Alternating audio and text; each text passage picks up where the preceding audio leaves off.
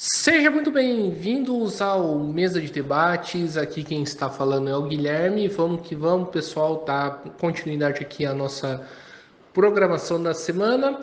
E hoje eu estou aqui no Sindicato dos Metalúrgicos de São José dos Campos e região, especialmente aí na área do acervo, né, do sindicato. Foi uma iniciativa aí que eu coloquei, né, anteriormente bastante acertada. E vamos aí, né, aprofundar mais nisso. E no dia de hoje, fazendo uma entrevista aqui com o Edmir, que está cuidando aí do material do acervo, né, fazendo aí o material, né, um importante resgate histórico aí na luta dos trabalhadores, que serve aí, né, para as lutas atuais e para as lutas futuras. Então, sem muita enrolação, Edmir, primeiramente, por favor, fale um pouquinho aí de você, antes da gente começar a entrevista. Meu nome é Edmir Marcolino da Silva, fui diretor do sindicato de 1997 a 2015, 2015 e 2018 fui assessor político da diretoria e aí recentemente nós fomos convidados para poder resgatar os acervos históricos do sindicato que estavam guardados em sala num arquivo morto. Certo.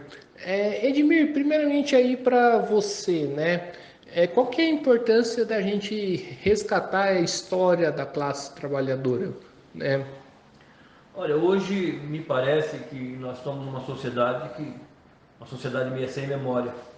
A memória da sociedade é a memória do celular, ou seja, não é a quantidade de memória que tem o aparelho, mas sim a velocidade que as informações chegam. Então, o cérebro humano, usando o celular, acaba, na verdade, dizendo que o passado é o que ocorreu há 15 minutos atrás. E nós dizemos justamente o contrário.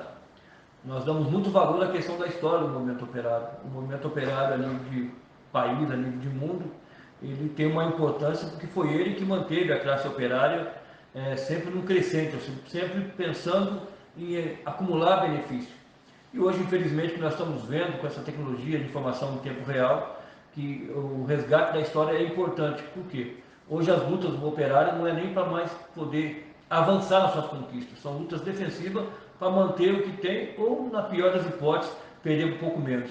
Então esse resgate histórico do movimento operário, da história da luta dos trabalhadores, é a única saída para poder contrapor essa ganância do lucro dos capitalistas. Então, para recuperar esses acervos, é exatamente trazer as futuras gerações como se deu e como é a história do movimento operário nas lutas que ocorreram, principalmente um sindicato importante como esse, que já tem aí praticamente aí, mais de uma década de atuação, e a partir de 79 é uma luta mais ferrenha, com um novo sindicalismo, e a história do sindicato está contada nessa sala.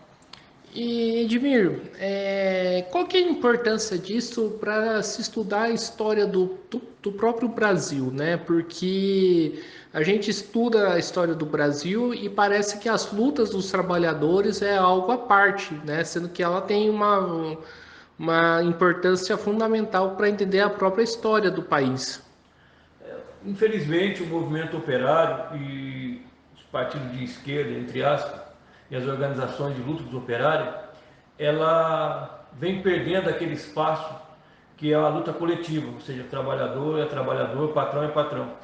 E infelizmente hoje a lógica é, quanto mais eu tenho capacidade, mais eu posso avançar. E essa questão que, para mim ser, como é que se diz, para mim poder galgar posição, para mim poder ter o melhor salário, não depende mais do coletivo, depende apenas do individual. Essa foi uma lógica capitalista que foi muito difundida no final da década de 90, que alguns sindicatos entrou nessa lógica. Esse sindicato não, sempre combateu e nós temos uma visão mais coletiva, mais de luta coletiva. Então, para nós, a importância do movimento operário, o país é resgatar essa questão.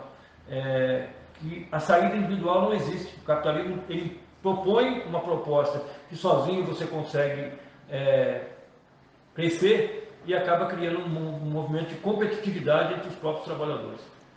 E Edmir, né, olhando aqui, né, eu já visitei aqui já a primeira vez o acervo, né, a segunda vez eu vou estar aqui quase sempre. Edmir, olhando aqui as próprias fotos,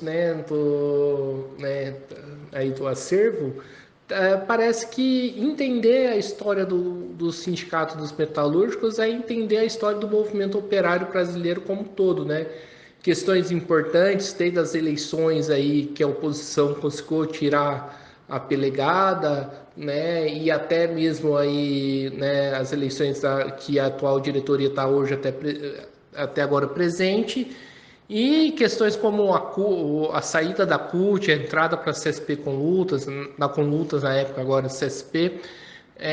Conta um pouco sobre isso. Primeiramente, o movimento operário ele sofre um crescimento vertiginoso no final da década de 70 e início da década de 80, na qual dá origem duas ferramentas importantes, que hoje já não funciona mais ao meu ponto de vista, que foi o Partido dos Trabalhadores e a CUT. Então, nessa efervescência de luta, essas duas organizações, entre aspas, uma política e outra sindical, ela teve um papel importante. E esse sindicato é parte disso, das greves de 79, na qual deu origem ao rompimento com o peleguismo, aquele sindicalismo que também teve importância na sua criação, na fundação, quando começou todo o movimento operário no Brasil, os anarquistas italianos, mas depois foi se adaptando, até que chegou o momento que a classe operária disse: isso aqui não serve, nós temos que dar um basta nisso. Isso culminou também na época da ditadura, ou seja, então o movimento operário ele lutava com melhores salários, mas também lutava contra a ditadura empresarial e militar do país. E esse sindicato consegue ter essa importância, mas ele vai se deslocando. À medida que o movimento operário vai se adaptando ao sistema, esse sindicato vai fazendo o seu rompimento.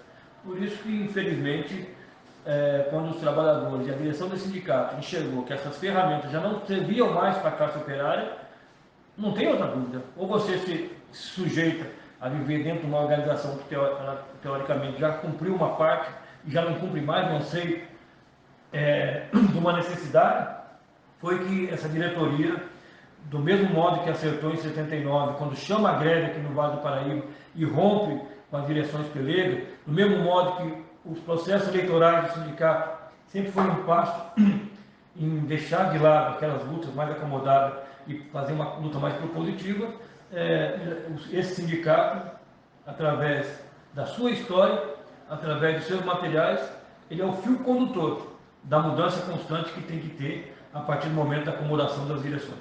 Conta um pouco mais dessa greve de 79.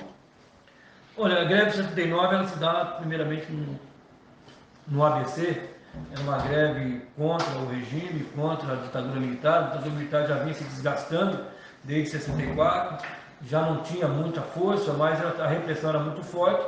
E os operários, eles deixam de ficar reclamando nas fábricas e começam a tomar as ruas, tomar as portas de fábrica numa greve muito importante. E esse sindicato, ele tem uma tática de fazer as greves, que é, para evitar o confronto com a polícia e com a ditadura, era fazer as greves nos corredores dos bairros, ou seja, os dirigentes da Embraer, ao invés de ir para a Embraer, ia para a GM, e a GM para outras fábricas, Nacional, Fiel, na época, as empresas importantes, e eles conseguiram, entre aspas, fazer uma luta muito importante aqui na cidade, contra a vontade do sindicato. Como existia um rompimento com as direções, entre aspas, mais acomodadas, tanto no ABC e aqui, o sindicato, na verdade, dizia aqui que não aceitava a greve, que o acordo ia ser fechado com a federação.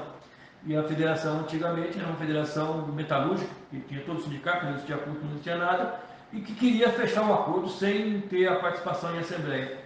E a história desse sindicato, do mesmo modo que ocorreu no ABC, nós estamos falando de São José, é que um grupo de trabalhadores cria uma comissão, e essa comissão, em 79, toma a assembleia do sindicato, não deixa votar a proposta que estava sendo empurrada por goela abaixo o presidente na época do sindicato, e a partir daí eles convocam a greve através de uma comissão de trabalhadores do comando de greve. Entendi. E para a gente finalizar aqui, Edmir, né, eu acho que como eu falei aqui, eu acho que o sindicato está de parabéns daí com essa iniciativa, né? Mas eu vejo que muitos outros sindicatos não conseguem ou parece que não querem resgatar essa memória, né? Por quê, na sua avaliação? Olha, eu acho que, assim, como eu disse, essa diretoria é um fio condutor lá do passado que sempre rompeu com o comodismo. O que você está vendo nessa sala, ela é uma história. Nós temos aqui praticamente quase 500 VHS. Esses VHS estão todos digitalizados, são atividades não só sindical metalúrgica.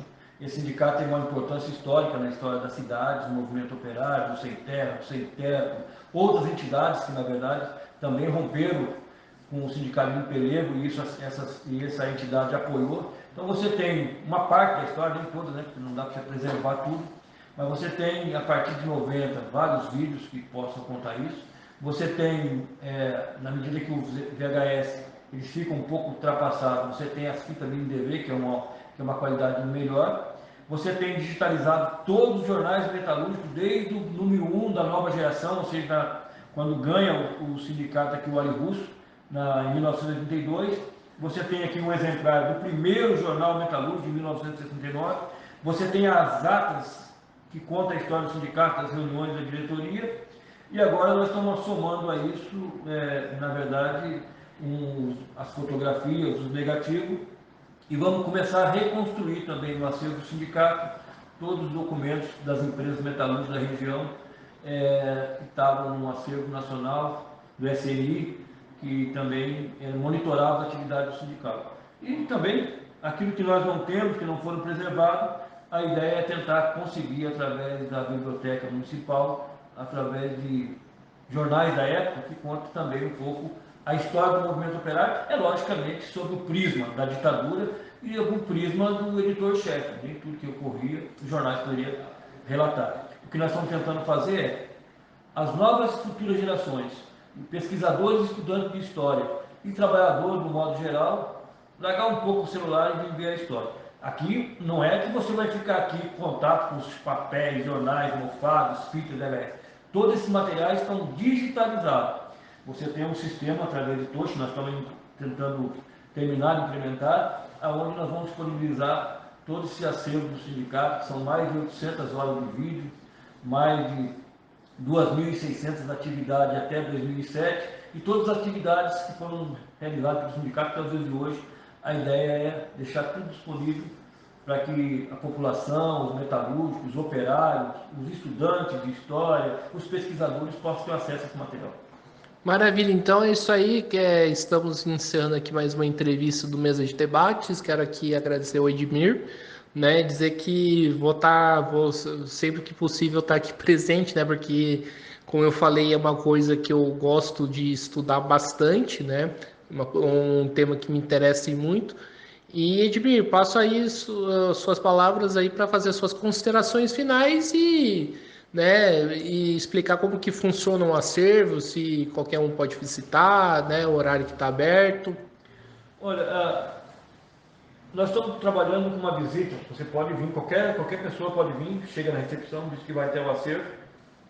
Ele vai ter contato inicialmente com uma tela de computador, onde tem algumas fotos já na tela. Então é o moderno, integrando com o físico, que é os materiais físicos digitalizados.